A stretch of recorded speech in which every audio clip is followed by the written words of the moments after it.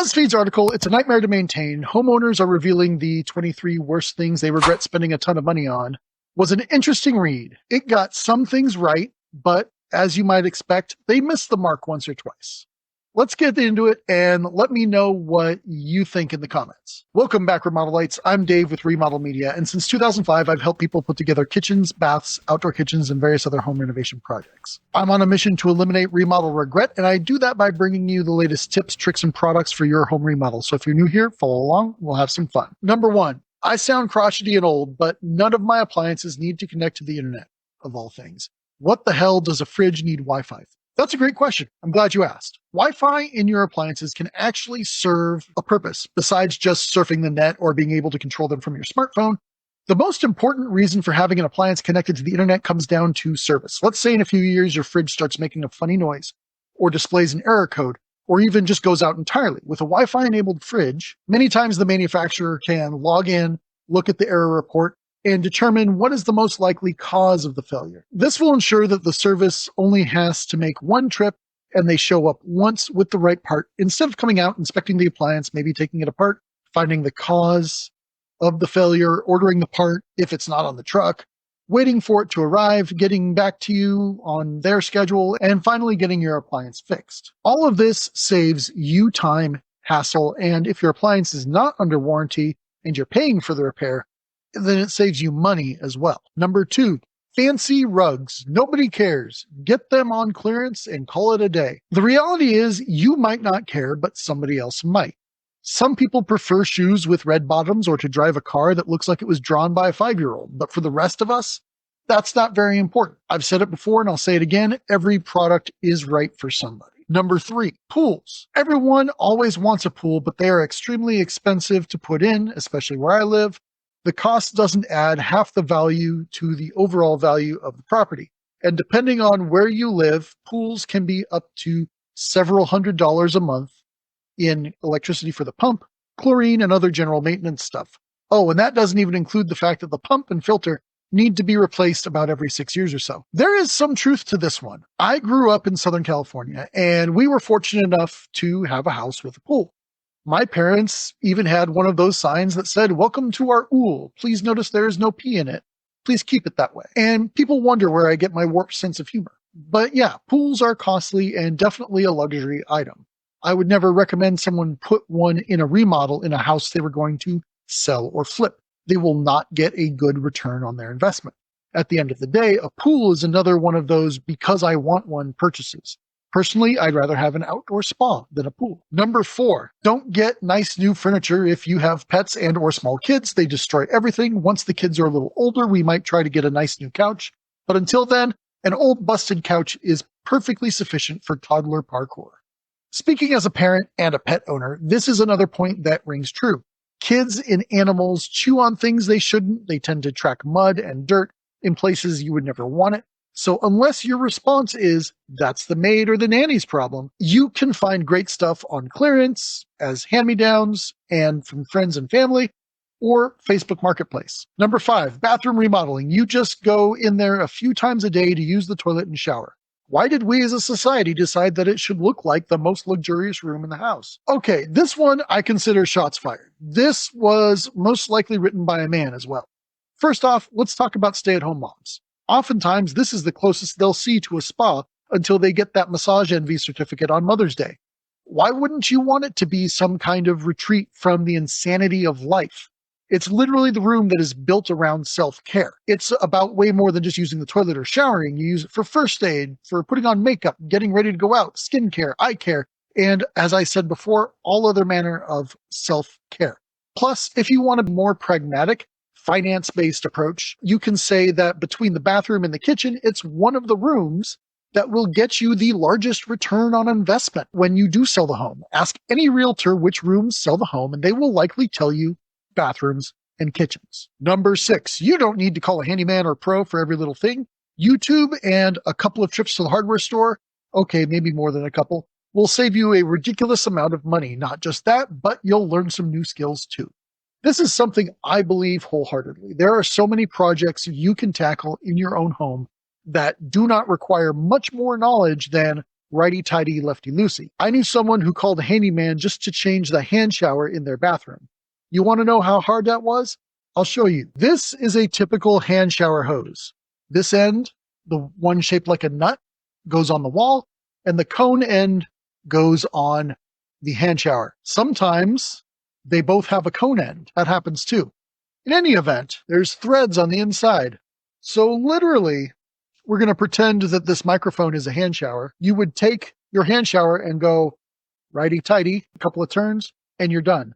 There should be a rubber washer in there to create a seal. That's literally how hard it is to change a hand shower. Righty-tighty, lefty-loosey, and you're done. Here is a list of home projects that you, or at least most people, can learn to do in less than an hour and requires only basic hand tools like pliers, screwdrivers, or adjustable crescent wrenches. Changing a toilet, changing a faucet, changing door hardware, replacing a shower head or hand shower, hanging a light fixture or a ceiling fan. These are all basic day one projects that can be done with zero pre-existing skill. As my dad once said, there's a reason we have people we pay to do things, and it's either because we can't or because we won't. Number 7, a pool table. Unless you're a big billiards player and you're going to be using it all of the time, it will most likely just end up in storage. This again falls under the category of because I want it type of purchase, similar to a pool. No notes here except to say, if you want it, get it. Just understand they are bulky and hard to move. I think the worst splurge is on anything that you have to be super careful about keeping nice. Like if you got a butcher block countertop, but are continuously worrying about it getting marked up from normal kitchen activities, then maybe it wasn't a good choice. I think this person accidentally stumbled on the biggest reason I started this channel. And one of the biggest reasons I focus on product education is so people know what to expect from the products that they are buying. People who buy butcher block, for example, don't buy it just because it's pretty. They buy it so they can beat it up, just like stainless steel. I had a lady buy a high-end import Italian stainless steel sink one time. I think the MSRP on it was like between $2,000 and $3,000. And I had this conversation with her, and I said that the first time she uses it as a sink, it will scratch and scuff, and it will no longer look showroom new. Sure enough, the day after her installation, she calls me up and says, Dave, I just used it once, and it's all scratched up. The only thing I could even say about it was, yes, it was stainless steel, and it did what stainless steel does. Number 9, don't splurge on those gross 3-season rooms. No one ever uses them, and they always end up smelling like mildew. Do a screened porch instead. So for those wondering, a 3-season room is also referred to as a sunroom. They are generally not well insulated from the cold, meaning they are meant to be enjoyed in spring, summer, and fall, but not winter. I have a feeling the person who wrote this comment lives in a high humidity climate, and in uninsulated spaces like attics, basements, and of course, an important device to own is a dehumidifier. This is something that takes the humidity out of the air because otherwise that moisture will soak up into your wood and cause mildew and mold, and we don't want that. As for the assertion that nobody uses them, that may be true for this person, but I know many people who enjoy their sunrooms very much. Number 10, we regret splurging on patterned cement tiles on our bathroom floors. They're beautiful and look gorgeous, but they are a huge pain in the ass. The tiles crack, chip, and stain easily. And we have to use a special cleaner on them. I wish I'd done a bit more research before buying them. They do look great though. Again, this falls under the category of product education. I haven't had my hands on cement tiles before, but I know that unless cement is compressed to a few thousand PSI, like when Futong Chang makes his cement countertops, cement that is just poured into a mold, and it tends to be very brittle and it cracks easily. Especially when there are so many patterns of porcelain flooring to choose from these days, I see no reason to use cement unless you want that sort of broken, rustic look. And for some people, that is the appeal. Remember, every product is right for somebody. I will get flamed for this, but I think splurging on high-end tools is definitely not needed. 99% of homeowners will do just fine with some Harbor Freight or garage sale tools. Like if I'm building my once-in-a-lifetime project, saving 90 seconds by using a shiny new $400 doesn't matter to me. Having the right tool at the right time pretty much pays for itself. However, it also depends on how often you expect to perform the task in question. For most homeowners, bare minimum is probably fine. But for hobbyists, DIYers, and professionals, there will come a time when using a bare minimum might not work for you. For example, when you install a faucet, you could do everything, get everything done with basic hand tools like a crescent wrench, and groove joint pliers, also called channel locks. However, there's a tool called a basin wrench that can make the installation go faster, and you will spend less time on your back under the sink. And as I've gotten older, the more I appreciate such things, and my back does too. Number 12, the worst things you can splurge on are marble countertops. They are an absolute nightmare to maintain, and even water will stain them. There sure are a lot of things on this list that fall under the category of product education. Here's the thing about any natural stone: marble, granite, quartzite, sandstone, etc. They look great. No two pieces look exactly alike. Your piece of stone is yours, and no one else will have one exactly like it. However, they are all porous and can be easily stained if they are not sealed properly. One of the biggest reasons things like this are popular with people who have money is because things like that can be dismissed by saying, that's the maid's problem. Literally, I have heard that come out of the mouths of some of my customers. However, if you're your own maid, then it's your problem too. If you want a countertop that is pre-sealed and not likely to stain, stick with the manufacturer's quartz composite, silestone, Caesarstone, Cambria, and others. You could try a quartz porcelain hybrid like Decton, or something like a Sensa granite from Cosentino. It's a real granite that came out of the ground like granite does, but it's been treated with the SunGuard material to give it a 15-year no maintenance guarantee. After 15 years, you just reseal it every year like regular granite. Number 13, I think the worst thing you can splurge on is painting your cabinets. The way trends change, you will be regretting it in a few years. Luckily, I never got past the thinking about it phase, which is good because my house has real wooden cabinets. I think this particular comment is partially right, but not for the reasons stated. Whether you're getting your cabinets professionally refinished or you're doing it yourself, there are two problems with that. First, when you order new cabinets from manufacturers like Master Brand or American Woodmark or any other major brand of kitchen cabinets, those cabinets are painted in a factory under factory-controlled conditions using high-quality, very strong commercial-grade sealants, paints, etc., giving you a very high-quality, durable finish. However, even if a professional were to remove your cabinets and take them back to his workshop, he wouldn't be working with the same types of chemicals, and he's got things flying around the sawdust, dog hair, whatever else. If you are doing it yourself, you are probably painting them on the wall and have the added challenge of the lingering oil from last night's stir fry in the air and things like that. That's just one problem. And the second problem is you're still stuck with these same old storage solutions. Nothing has really changed behind the doors. You still have dead spaces where Tupperware lids go to die and pot and pan storage that just doesn't fit your needs. Also, again, to be pragmatic and look at cost, a professional cabinet refinisher is going to charge you anywhere from 60 to 80% of the cost of new cabinets. Cabinet refinishing is a great idea for a house flip, but I would never do it in a long-term remodel. Number 14, electric radiant floors. In my bathroom, it's really nice during the wintertime, but in my office, 3 out of the 5 sections died after a year, and now I can't keep that room warm enough without a space heater. They're very expensive and not serviceable without ripping up the floors for renovation. So I wouldn't recommend it. I have so many questions about this because this doesn't actually make any sense. Here's why. Yes, products can fail, but this is why we have warranties to protect us from those failures. Is a warranty repair a hassle? Sure. But on a product where the industry standard is decades, sometimes as much as 30 years, why would you not call the installer or the manufacturer on such an expensive item and not insist that they take care of it? I sensed some corners being cut. Was it a cheap knockoff, no-name product that was used? Was it an unlicensed or inexperienced installer? Was this a DIY situation that the manufacturer deemed an installation error? That can happen sometimes, which is why it's so important to use licensed installers on certain products. Number 15, hiring a professional for painting, landscaping, or power washing. I painted my whole house, did all my landscaping, and will be borrowing a power washer to wash my house once it gets a little cooler out. All of these things cost me a couple $100 to do myself versus thousands of dollars if I'd hired others to do it.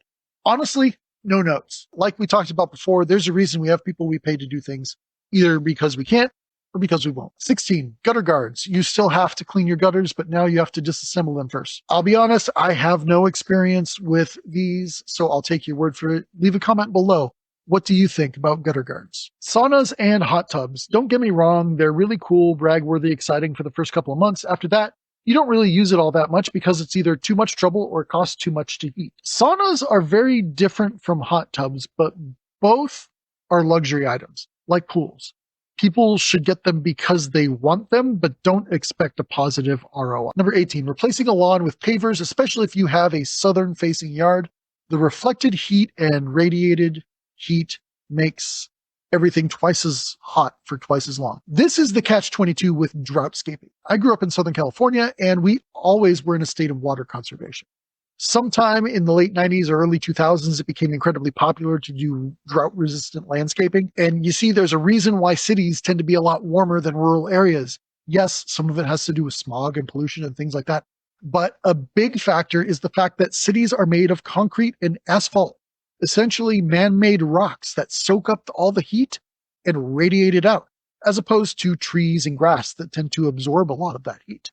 The same thing is true here. If you're going to do this kind of landscaping, you need to plan ahead for shaded areas and things like that. Otherwise, don't plan on spending a lot of time outside unless you're the heat miser. I might get some flack for this, but lawn work. My mower, weed eater, and other attachments will pay for themselves in about 2 months because I'm not paying someone else to do the lawn work for me. Like so many other things on this list, this again falls under that category of there's a reason we have people we pay to do things, either because we can't or because we won't. If you don't mind investing the time and the tools, this is something that you as a homeowner can take care of yourself. I think the worst splurge is remodeling things that are in perfectly good shape just to chase the latest trends. You want to remodel a bathroom from the 70s? Good plan. You want to remodel a bathroom that was just redone in 2014? Now that's a huge waste of money. Now listen, I've been in the kitchen bath industry for 20 years now. And February 14th, 2005, I started in the warehouse at a plumbing pipe and supply company. And I worked my way up from there. I have been involved in thousands, maybe tens of thousands of remodels over the years. People remodel for all kinds of different reasons. And yes, generally speaking, the people with more money remodel because they can. I once met a design group in San Diego and got to know some of the designers. As we started to get to know each other, I offered to pass along their contact info to some homeowners that might be looking to use their services. They said, no, that's okay, which puzzled me at the time, and I inquired a little bit further. It turns out this particular design group was founded by one particularly rich client who was so rich, apparently, that instead of hiring individual design firms to work for him on each project, he just decided to make his own and hire designers to work for him directly. So these designers would design remodels for one of his houses, execute the remodel, and then move on to another house of his and design that remodel and just circle around to all of his properties. Eventually they'd start over. Now, most of us would probably call that a waste of money. You and I would never do that. I would say the vast majority of people who remodel a fairly new bathroom do so out of necessity. It's a forced remodel situation. Either they've suffered some kind of injury or they have a family member who is now disabled and they need to make their bathroom accessible, or perhaps they had a fire or a flood that did some damage and they need to fix that. Number 21, if you have kids, pets, or live with people with mobility aids, hardwood flooring is kind of a waste. I paid a ton for my hardwood floors in our main living room, and now 3 years later, it looks like but our laminate flooring, that was a fraction of the cost and it still looks new. I feel like hardwood flooring is one of these things that people tend to romanticize a lot like granite, marble, or other natural stones without realizing exactly how much work they are. This conversation reminds me a lot about the conversation we had earlier about stainless steel. Those floors are going to be there for a very long time and they will last. They're not going to look pretty though, especially in a high traffic area. If you want something that is incredibly durable, some kind of laminate or luxury flooring is a much better way to go. This again falls into the category of every product is right for somebody, and hardwood floors are for folks with low traffic households or for folks that don't care to see the hardwood getting scratched. Also, area rugs exist, so, there's that. Number 22, the worst splurge is when you're too impatient, don't do anything major within the first couple of years living in your home. If you don't want to wait a couple of years, then wait at least a year or two, see what it's like to live in the space, move in the space, and then determine what's most important to spend money on. There's absolutely a ring of truth to this one as well. If your space in general is very livable, and there's no exposed wires or leaks to take care of, go ahead and put things on hold for a while. You might actually find something that you didn't notice when you first moved in, but it starts to get on your nerves and it moves higher up on your list. You definitely want to make sure you go in eyes wide open, which is why I started this particular YouTube channel in the first place. Is I've seen many people go in without their eyes wide open and it has bit them in the end. They cut corners where they should. They overspent on something they didn't have to. It's one of the reasons my main focus is the products we use in our home remodels. The amount of times just in my daily life that I have had a conversation with somebody who had just completed a remodel, I make an offhanded comment about a product that exists out there and their jaw hits the floor and they're just like, you mean I could have had that? I hate seeing that feeling of remodel regret. 23. Lastly, this might sound somewhat sarcastic, but it's for real. Do not get a koi pond to improve your landscaping.